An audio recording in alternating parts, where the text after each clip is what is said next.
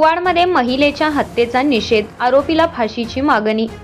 कुपवाडमधील विघ्नहर्ता कॉलनी येथील काल किरकोळ कारणावरून निष्पाप महिलेची हत्या केल्याच्या घटनेचा परिसरात तीव्र निषेध व्यक्त करण्यात येत आहे।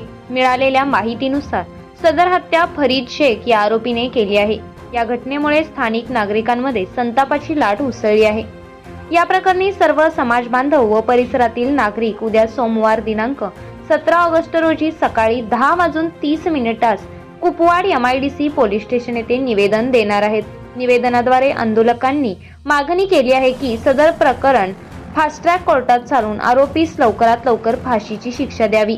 निवेदन देण्यासाठी नागराज चौक येथे सर्वांनी वेळेत उपस्थित राहावे असे आवाहन समाज बांधव व परिसरातील नागरिकांच्या वतीने करण्यात आले आहे।